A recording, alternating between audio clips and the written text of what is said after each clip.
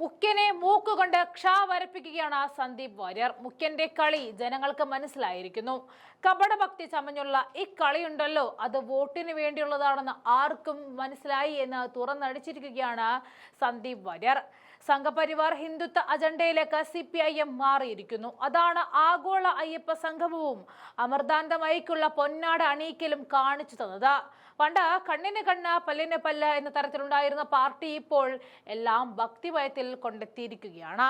ഇതാ CPM BJP അവിശുദ്ധ ബന്ധത്തിന്റെ സൂചന തരികയാണ്. ഭക്തി ലൈൻ പിടിച്ചാൽ കേരളത്തിൽ വോട്ട് ഉറപ്പിക്കാമെന്ന് CPM പറയാതെ പറഞ്ഞു എന്ന് തന്നെ പറയണം. നല്ല കണക്കിന് സ്റ്റേജിൽ വെച്ച് മുഖ്യനെതിരെ ആഞ്ഞടിച്ചുകൊണ്ട് സന്ദീപ് വാര്യർ പറഞ്ഞു വെക്കുന്നത് ഇക്കാര്യങ്ങളൊക്കെയാണ്. ഇന്ത്യൻ ഭരണഘടനയ്ക്കും രാഹുൽ ഗാന്ധിക്കും മുന്നിൽ മുട്ടുകുത്തിയ RSS പൂർണ്ണ പരാജയമാണെന്ന് കൂടി അദ്ദേഹം പറയുകയാണ്.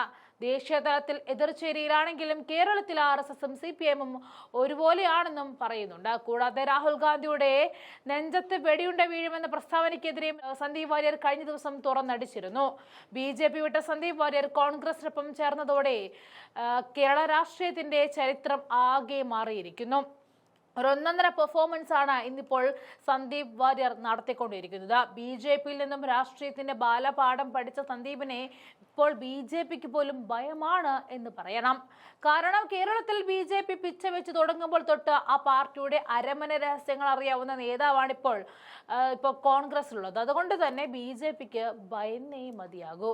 എന്നാൽ ഇന്നിപ്പോൾ സന്ദീപ് വാര്യർ കേരള രാഷ്ട്രീയത്തിന്റെ ഒത്ത നടുക്ക് നിന്നുകൊണ്ട് ഒരു തുറുപ്പ് ചീട്ടിറക്കി മുഖ്യനെ പിടിച്ചുലച്ചുകൊണ്ട് അടിവേരിളക്കി കളയുകയാണ്. ആ രംഗങ്ങളിലേക്ക് പോകാം.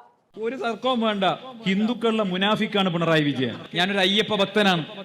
ശബരിമലയ്ക്ക് കൃത്യമായി നോമ്പ് നോറ്റി ശബരിമലയ്ക്ക് പോകുന്ന അയ്യപ്പ ഭക്തനാണ്. ഇന്ന് എന്റെ മനസ്സൊക്കെ വലിയ വിഷമത്തിലാണ്. ഒരു 8-9 മണി കഴിഞ്ഞാൽ കേരളത്തിലെ എല്ലാ ക്ഷേത്രങ്ങൾക്ക് മുന്നിലും കാവൽ നിൽക്കേണ്ട ഗതികേടിലാണ് ഞങ്ങൾ ഭക്തര്. എന്താ കാരണം?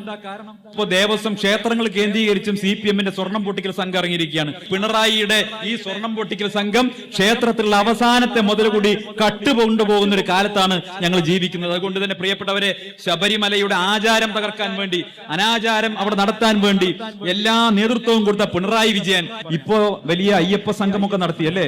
ഇൻകുലാബ് സിന്ദാബാദ് എന്ന് വിളിക്കുന്നത് പോലെയാണ് സ്വാമി അയ്യപ്പ എന്ന് വിളിച്ചത്. ഈ പിണറായി വിജയൻ ഈ നാടകമൊക്കെ കാണിച്ചാൽ അയ്യപ്പ ഭക്തന്മാര് വീണ് പോകുന്നതാണ് നിങ്ങൾ കരുതി? ഒരു തർക്കവും വേണ്ട, ഹിന്ദുക്കളുടെ മുനാഫിക്കാണ് പിണറായി വിജയൻ. മനസ്സിലായല്ലോ? അയ്യപ്പ സംഘമല്ല, അതിലപ്പുറം 41 ദിവസം പ്രതെടുത്ത് റിയാസും വിജയനും കൂടി ശബരിമലയ്ക്ക് കെട്ടും കെട്ടി പോയാൽ പോലും അയ്യപ്പ ഭക്തർ ഇക്കൂട്ടരെ വിശ്വസിക്കാൻ പോകുന്നില്ല.